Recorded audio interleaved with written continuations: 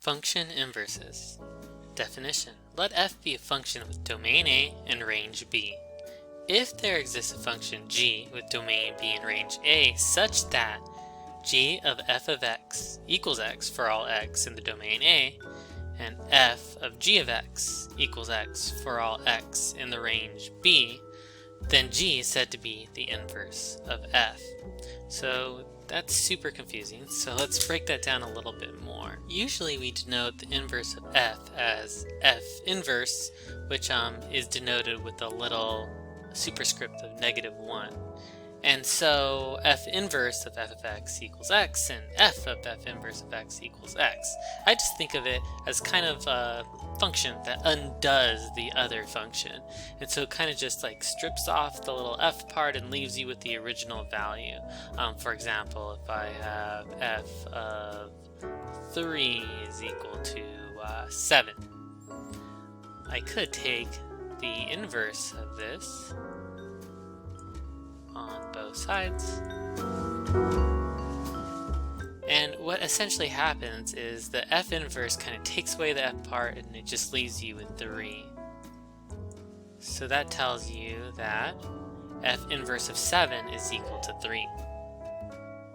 And it could work the other way as well, right? If I told you that an f inverse of 7 is equal to 3 to begin with, you could actually strip that off by taking the function of both sides. Again, these kind of, in a weird way, kind of cancel themselves out because it undoes what happened, and we have back to our original, that f of 3 is 7. And so that's often how we use the inverse in practice, which is that it kind of will take off the other thing. Now let's look at it as a picture. So we have our domain A and our range B of f, and we could think of it that way. So in our domain of f, we might have these x's, and they're going to get mapped by the function f and end up in the range. And we could say maybe the range is represented by y's, where the y is just the value after f takes in the x, right? So f takes in the x and it gives you some sort of y, and that gives you all of the range of f. But alternatively, we can look at it this way. But what if there is a function, f inverse, or in this definition we call it g, that actually takes the y and maps it back to g? And we call that f inverse, or g if you're using the definition above. But let's put it in the right notation.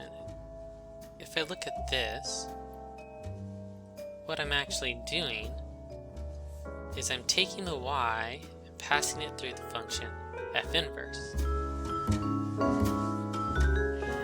So we have f inverse of y. When I follow this path back here, and then we see again that the f inverse and the f will kind of cancel each other out and the x will pop out. And so what we have is that f inverse of y will get me back to x. So it's kind of a complete circle. They undo each other. The way you can think of this domain and range kind of being opposite thing is exactly that the domain of f is the range of f inverse, and the range of f is the domain of f inverse. In practice, sometimes I would just say like, oh, okay, the x's of f are the y's of f inverse, and the y's of f inverse are the x's of f. Or I would kind of say like, oh, just switch the x's and y's and you will get the inverse. And let's look at that using a graph. So let's say that this top graph is f of x and this bottom curve is f inverse of x.